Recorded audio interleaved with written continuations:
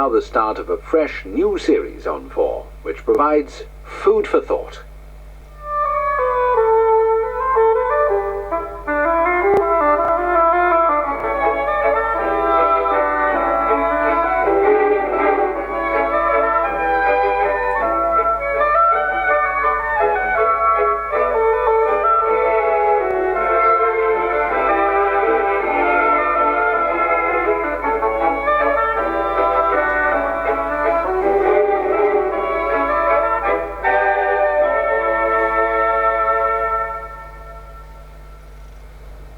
And welcome to Food for Thought. My name is Brian Ford. And my name's Marion Bowman. Tonight and for the next 7 weeks, Food for Thought will be taking a long, hard look at what we eat, where the food we eat comes from, and what it means to us. We've spoken to everyone from the farmer through the shopkeeper to the consumer to get a behind-the-scenes view of how food gets into your shopping basket and from there onto your plate. We've spoken to doctors, nutritionists and dietitians to find out what it's doing to us after we've eaten it. But beyond all that, we've also spoken to people in government and industry whose daily decisions affect the variety and composition of the British diet. It's easy to take eating for granted. It's something we do 5 or 6 times every day. But this is the scale of our subject. In this warehouse, Food for Thought has brought together, we believe for the first time ever on television, the amount of food the average person is likely to eat in a lifetime of 70 years. And it's a staggering 35 tons.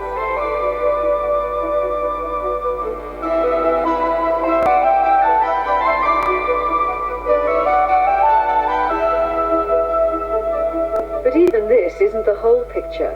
We've based our calculations on the government's own National Food Survey figures of food consumed in the home. And yet you'll probably eat a quarter as much again if you live to be 70, simply by eating out in canteens, institutions and restaurants.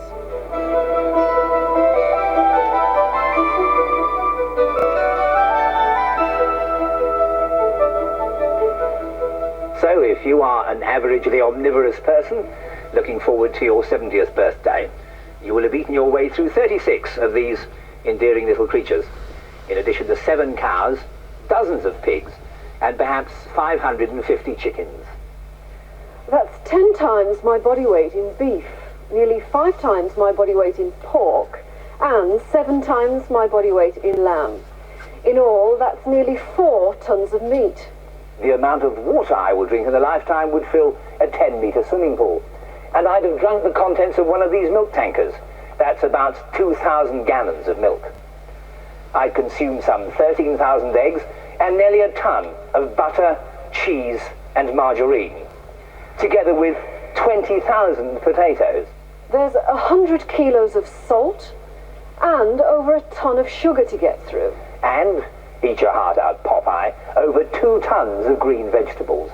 Nearly 2 tons of fresh fruit, and as much as 14 tons of grain, a substantial proportion of which will be eaten as bread. Over 1.5 tons of breakfast cereals, biscuits and cakes. Over a ton of canned food. And nearly 5 times my weight in tea and coffee. 3 times my weight in honey and jam. 7 times mine in frozen food. And over 200 kilos of pickles. 56 gallons of ice cream. 41 gallons of yogurt. And no less than 14 gallons of cream. And in addition to all that, there are still another 4.5 tons of other types of food that I'm likely to get through by the time I'm 70. It's all, you could say, rather a lot to take in, isn't it? The traditional way of approaching this problem has been to look at what we eat every day, not in terms of beans or chips or sausages and fruit, but in terms of these, the components of our diet. According to that sort of analysis, we eat about 80 grams of plant and animal protein in a day, 128 grams of fat, both animal and vegetable, 117 grams of fatty acids on average, 360 grams of carbohydrates, a gram or so of minerals, and a few milligrams of these vital health-giving vitamins. The whole lot has an energy content of about 2,800 calories. But that doesn't at once relate to the real food we eat. Come to that, it's a bit difficult to relate the 35 tons of food behind me to our everyday diet as well. But it's between these two extremes of science and statistics that this series is going to concentrate its attention. We shall be looking at the food you and I eat, good, bad and indifferent. We shan't be talking very much about proteins, carbohydrates, minerals and vitamins. And nor should we be paying too much attention to any particular diet. This is not a series about diets, it's a series about the diet, your diet. In short, this is a series about food. Food is a particularly edgy subject because we're all experts on food, because food does three things, not only one. One is nutrition, which we're talking about just now. The other is aesthetics. You like it. And the other is fitness. Is this food fit to eat? Now, many years ago, when I was younger and less careful than I am now, I just pointed out that when the Romans occupied these islands, for them, dormice was a delicacy. They used to keep pet dormice, and if you came to dinner, they would kill one for you and say, delicious. And although today dormice are something of a rarity on British menus, the diversity of our internationally influenced diet has never been greater. There are now more Chinese restaurants than fish and chip shops in Britain, and our palates have become accustomed to unusual tastes and flavours from all over the world. Increasingly too, we've been adapting these foreign foodstuffs into our domestic cooking and eating habits. And so, on today's greengrocer's stall, for instance, beside the familiar and traditional homegrown fruit and veg, you'll find exotic goods from the Mediterranean, the Middle East, India, Asia, Africa and South America. When it first started to come into the country, everybody called it queer gear. Queer stuff, because it was stuff that people had never seen, never heard of. But as people started to go abroad on holiday, so they picked up things and ate things in foreign countries that they liked. And when they came back to England, they asked for it, and eventually the wholesalers and the importers realised that there was going to be a demand for this stuff. But despite the range of foods available now, it seems that the extent of dietary likes and dislikes is even greater. People say to me, you should eat vegetables, and I've never, ever, ever eaten cooked vegetables. Never ever? Never. Not since I've been a baby. Why not? I don't like them. I think my mother actually ruined them for me. She didn't like you, my father would have ruined them, but I didn't know him. So, we won't discuss that. Others, though, are a little more adventurous. A street market health food stallholder describes how shopping habits and therefore eating habits can be influenced. One nationality tells another nationality. The women discuss it at the store, and they seem to be trying it. It's picking up very well now. Well, I eat everything that God has provided, literally. I mean, I eat some vegetables and fruit. I eat nuts. I get all the protein I require and all the vitamins I require. I take a supplementary diet pill, a vitamin pill, which takes care of everything I need. The whole Muslim community, they must eat halal meat. We're not supposed to touch any other meat at all. They kill chickens. Before we kill that, we hold that his neck proper way and pray and then kill. This is halal thing. So, between religious and cultural taboos, between exotic foods from overseas and homegrown produce, Britain's diet is now so varied that it's sometimes rather difficult to know precisely where our food comes from. This is a butter. Most West Indians buy it, but it was made in Ireland. Because I use it specially prepared for hot climates. It's pretty good. And akis. Yep, none of you ever hear about akis and saltfish. Very good. For most West Indians, especially Jamaicans, it's their national dish. So, although markets may not have changed very much over the centuries, clearly what they sell and where it comes from has. 2 centuries ago, we bought our food directly from the people who produced it, and the food chain was very short. The technology that was employed to preserve, cure, bake or brew what little we ate and drank was simple and universally understood. In the 1790s, specialised trades like the butchers and bakers still operated on a small scale and very much on a local level. What do you think was their major preoccupation around food at that time? That's a very interesting way of putting it, because I think, in fact, getting enough to eat would be the major preoccupation, and if you went to consider their nutritional status, I suppose one would assume that people tended towards undernutrition rather than any other major problem. Most of the people in the country were eating a predominantly cereal-based diet. Bread obviously was the principal foodstuff, and people probably ate that with either tea or beer for 2 out of the 3 meals of the day. If you estimate on the basis of family budgets of the period what people obtained from their diet, today we would probably say they got about 2,000 or 2,100 calories a day out of the food. It meant a very narrow range of foodstuffs, of course, for the poorer part of the population. It meant a heavy dependence on carbohydrate sources of food, on bread, on potatoes, and with a little tea, which had become a part even of working class diet by 1800, to give the impression, I think, of a warm meal to what was essentially a cold meal. But we grew our own meat and we grew our own wheat, and we made our own bread and we brewed our own beer. But the 1790s is a critical period, in fact, because we were now at war with France, the beginning of the long Napoleonic Wars, and it was also a period of rapidly rising prices.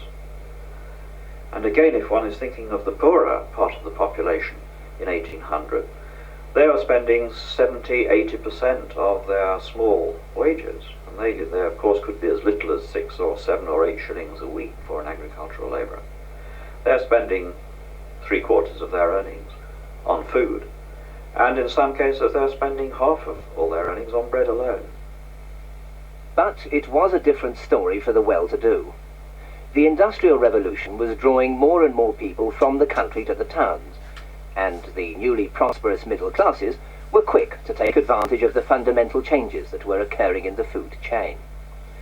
As Mrs. Beeton's 12-course dinners graphically bear witness, conspicuous consumption became synonymous with this prosperity. Her recipes recommended the use of a wide variety of newly available ingredients, which, because of changes in the agricultural protection laws at home and the evolution of new transport technologies overseas, meant that cheaper, more exotic foods could now find their way onto the dining tables of the better off.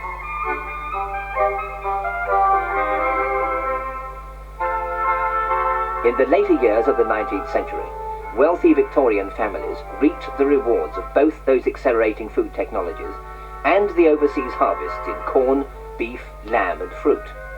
But a gap was emerging between the haves and the have-nots.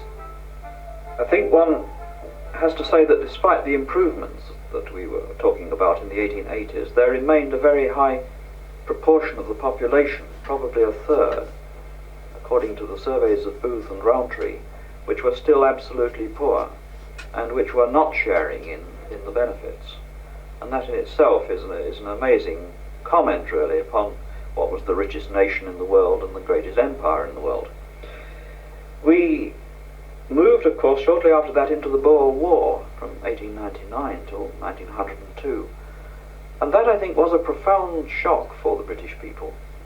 Because we'd had to reject so many volunteers, over 40% had to be rejected on medical grounds. And we became very alarmed at that point about our ability to defend our vast empire. And there was much talk about national efficiency. Particularly there was anxiety about the health of children, who, if one likes to put it cynically, would be the next generation of recruits for the army. From the end of the century, the concern over the physical status of recruits for the Boer War began to lead to a general discussion of the physical status of the population, and this was reflected in a famous inquiry in 1904, what's usually known as the Physical Deterioration Committee. What was revealed by it was that the standard of health in the urban areas of cities being affected by lifestyles, by income particularly, and by food consumed. The most obvious point of this was that by the time the First World War came, when a cross-section of men of military age were medically examined between 1917 and 1918, only 36% of them were placed in grade 1. And this was a very limited medical examination, which made relatively slight demands. The average size of a man placed in grade 1 was only 5'6" high, with a weight of around 130 pounds and a 34-inch chest. And you have to bear in mind that part of the British Army during the First World War consisted of bantam battalions of men under 5 feet in height, or men who weighed less than 100 pounds in weight. And this, I think, was clear indication of a restriction of physical development in a sector of the population.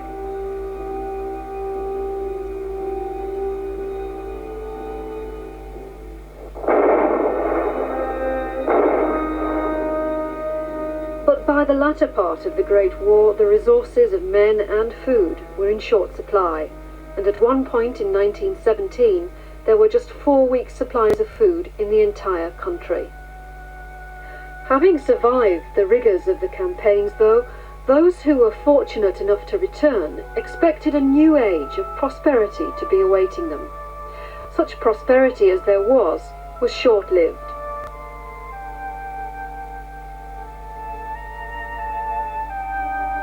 A series of depressions drove a wedge into the heart of the nation, again dividing the haves and have-nots. For although those in work were enjoying an escalating standard of living and a wider variety of new, cheap foods, those who were unemployed experienced a degree of malnourishment so serious that the Hungry England debate became a focus of medical and government attention.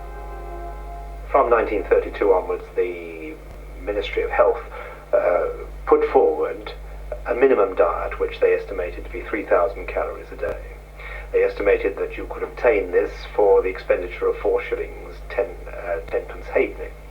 The British Medical Association felt that this was inadequate and recommended that the diet should be 3,400 calories a day, and this could only be obtained, so they reckoned, for 5 and 6 pence.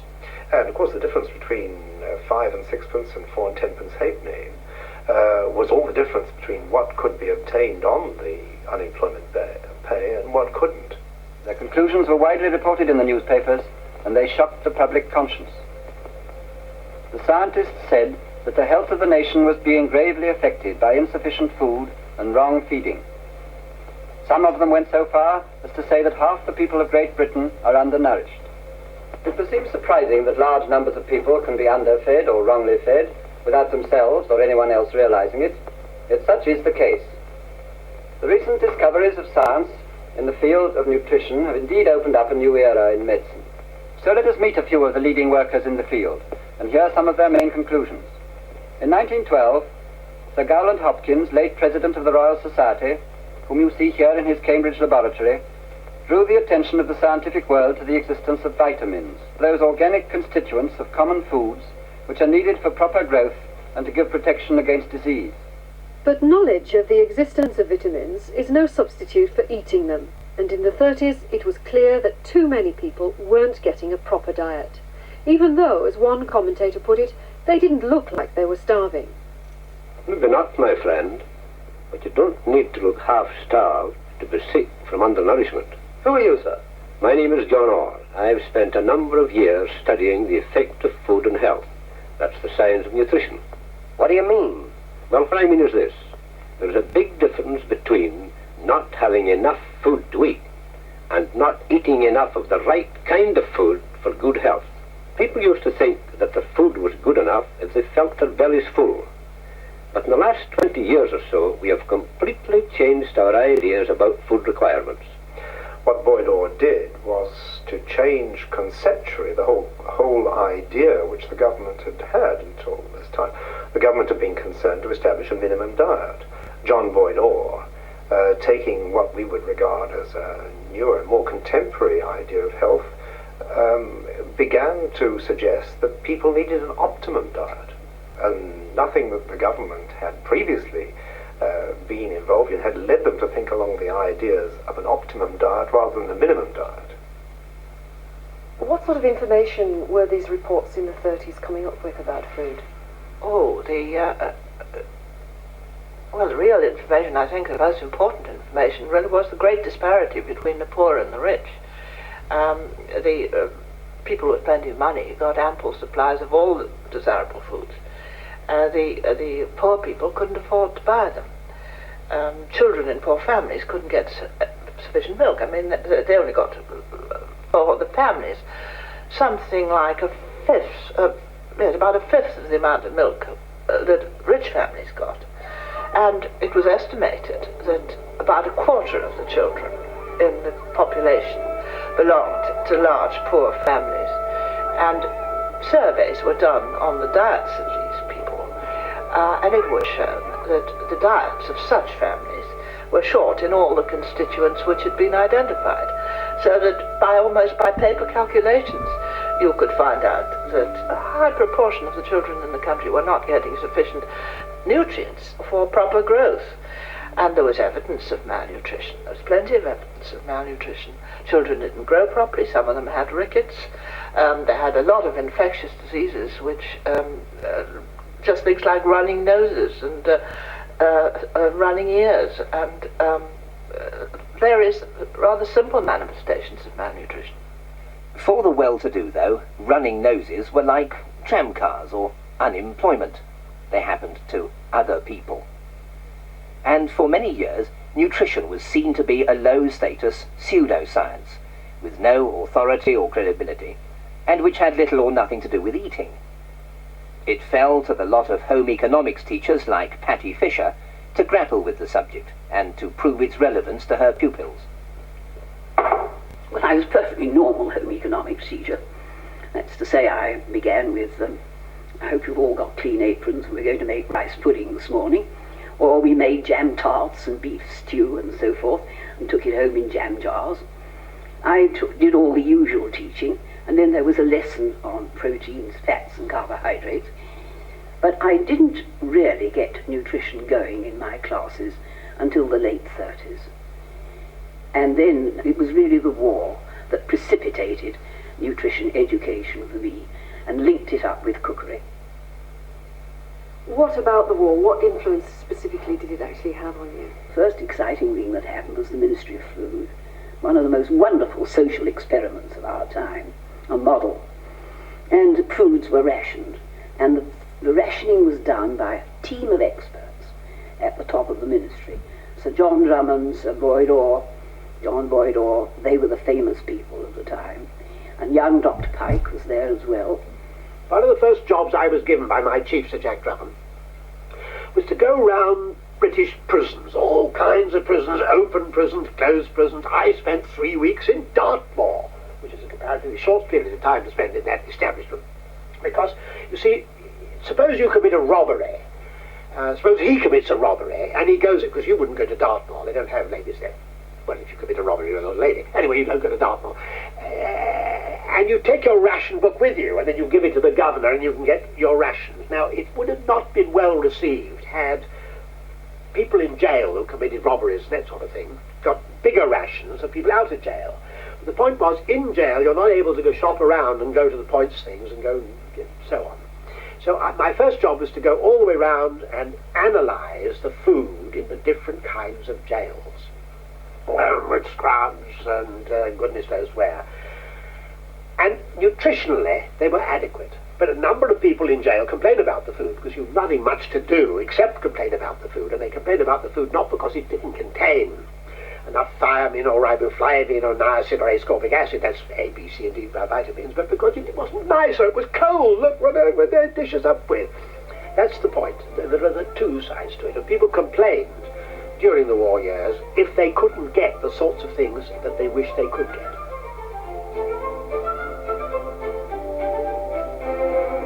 Now the diet was less interesting. Meat was rationed and people liked meat. Sugar was rationed and people liked sugar, and a whole variety of other things were rationed on the point system. But in general, the nutritional plan was a sound one. But broadly speaking, there was no nutritional trouble. It was a mixture of good judgment, good science applied, and good fortune, that no matter how hard-pressed we were, there always was enough to eat. Not always what people like, for example, but enough to eat. All the measurable indices of health improved. Infant mortality, maternal mortality, growth rates of children, incidence of anemia, the condition of teeth. All these things are important in nutritional terms, and all improved during the war. Really to the surprise of people. I mean, it was not quite expected that this would happen. And it was a great achievement. So great an achievement indeed that shortly after the war, the American Public Health Association donated its coveted Lasker Award to the entire government department responsible for rationing, proclaiming it to be one of the greatest demonstrations in public health administration that the world has ever seen.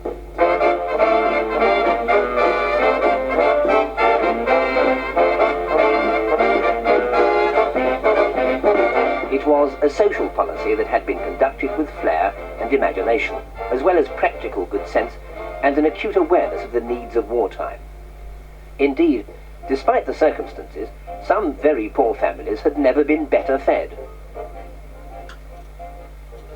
Here's a father who has enough on his plate, and when mealtime comes round, it's the real man's job to see that they get enough on theirs. They're the 16 children of Mr. and Mrs. O'Hare of Anfield, Liverpool, complete with 4 sets of twins.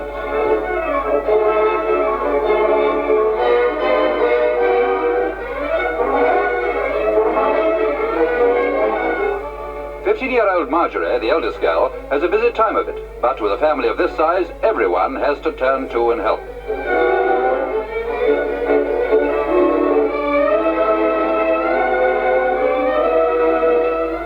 37-year-old Mr. O'Hare gives one of his sons a trim. In fact, he gets round the ball in time and makes most of the family's clothes too. An upholsterer by trade, his income is £7.10 a week, plus 5 shillings per child family allowance, which is, well, work it out for yourselves.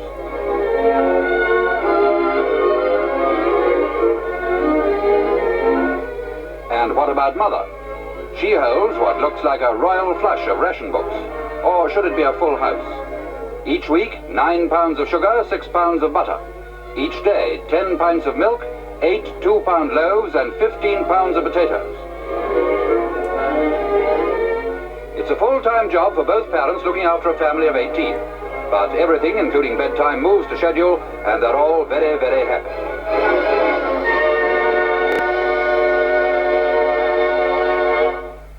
Shortly after that film was made, rationing was lifted, and our national diet began to change drastically.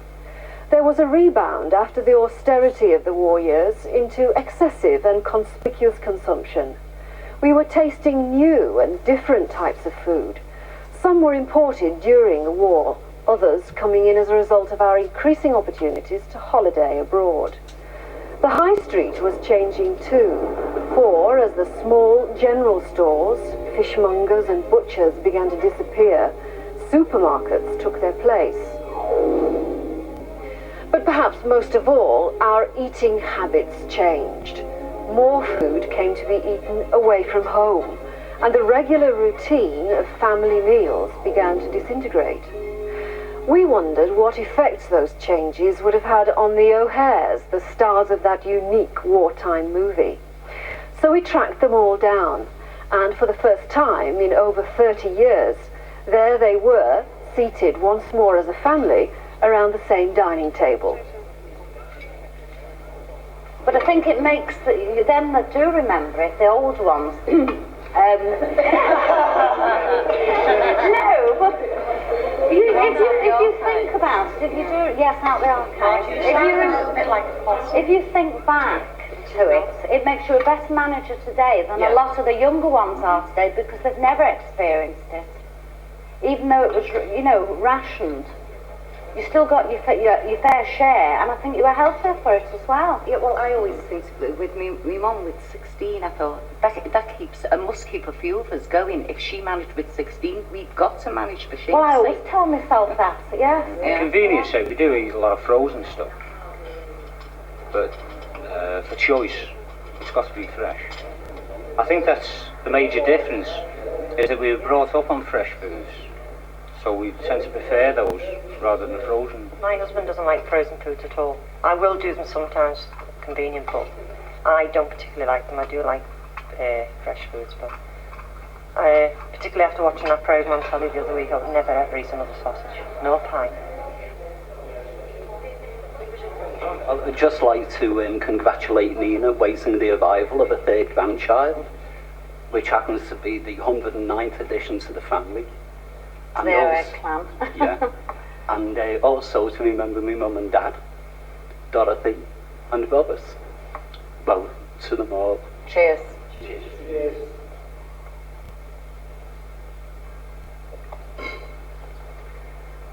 Couldn't it go quiet? Some other days. I think I'm going to cry. The morning after, and Terry and Jean O'Hare and their daughter make their twice-weekly expedition to the shops. Jean O'Hare organises the household diet with great care, and after many years of marriage, the family's dietary likes and dislikes are now very similar. But it wasn't always like that, as Terry explains. I'd eat anything, fish, chips, pies. You know, I used to go, when I was left school work and I was earning my own money, I'd just eat anything that come along. You know, convenience food really. I wouldn't touch veg or anything like that. Didn't like salads. But when I got married, I started courting Jean.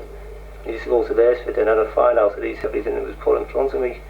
And I realised it wasn't so bad after all. I never really thought about that, but looking back, the food that I prepare and we eat is very similar to my mother's, and she did bake her own pies and cakes, and she was a stickler for fresh fruit and vegetables, and I'd taken from there. As regards as chips and fatty food, which Terry used to eat a lot of, and pies from the chippy, I rather like wholesome foods like my mum used to make, which is casseroles, and I like to eat grilled things as regards to frying, and I like white meat as regards to red, but we do have some of each. I get out of the habit of eating a lot of fatty foods, which I don't think are very good for you. We've gradually come round to my way of thinking. But although Jean's interest in diet is indicative of a trend towards healthy eating, the fact remains that the decades since the war have seen some major national dietary changes, few of them healthy. We suffer now from what are being called the diseases of affluence, like heart disease and cancer, largely, it's said, as a result of what we eat. The trend, it seems, has been away from buying fresh produce, and today our supermarket trolleys are more likely to be stocked with processed convenience foods.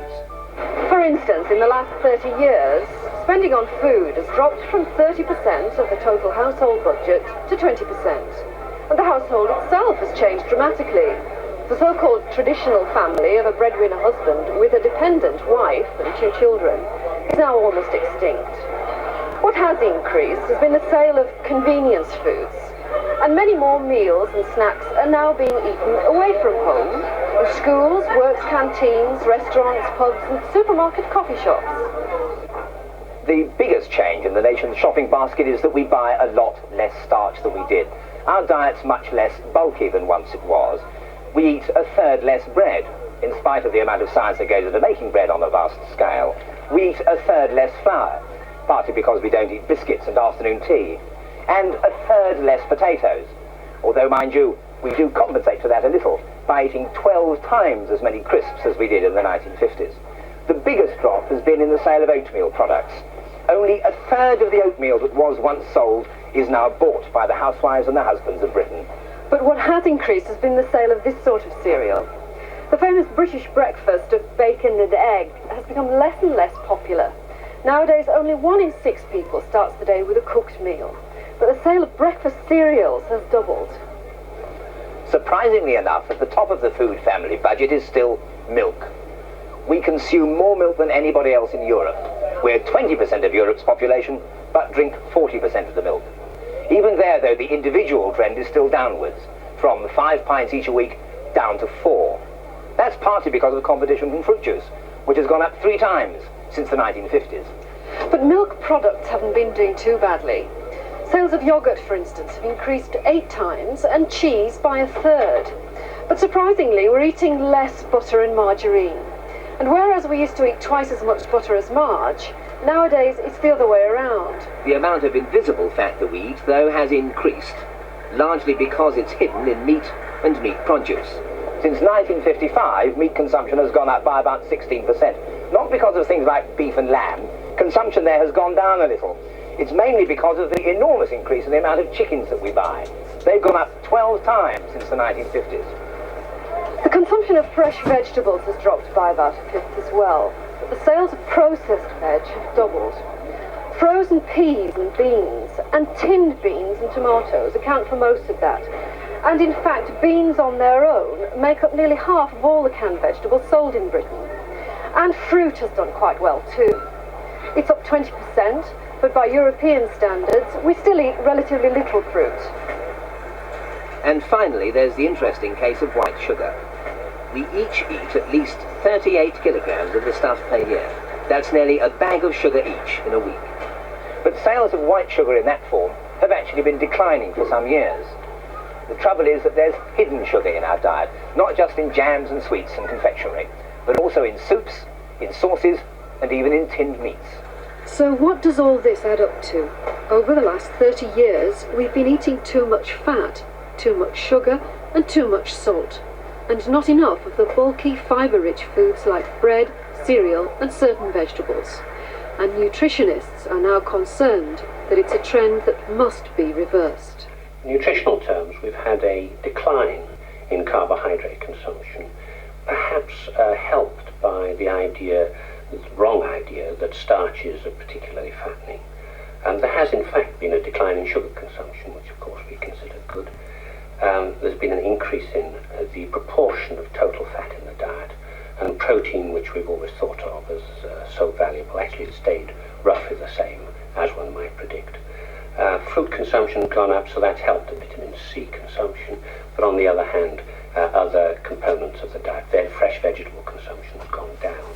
And so the worries about vitamins and minerals are probably no greater now overall than they were at the end of the war. The real worries are to do with the type of fat that we eat, a lot of saturated fats, the total amount of fat we eat, and with the decline in cereal and bread and flour consumption, then of course we've got a problem with a very low dietary fibre intake. So there are massive changes which are averaged out in part by the swings in the type of food we eat. But there's no doubt there have been big changes, and they've not necessarily been for the better. Professor James expressing there the concern that he and a panel of nutritionists have embodied in a controversial discussion document known as NACNE, the National Advisory Committee on Nutrition Education. Next week, Food for Thought will be sifting through the mountain of scientific evidence that lies behind the NACNE report to identify, amidst the confusions and contradictions, what steps you and I can take towards healthier eating.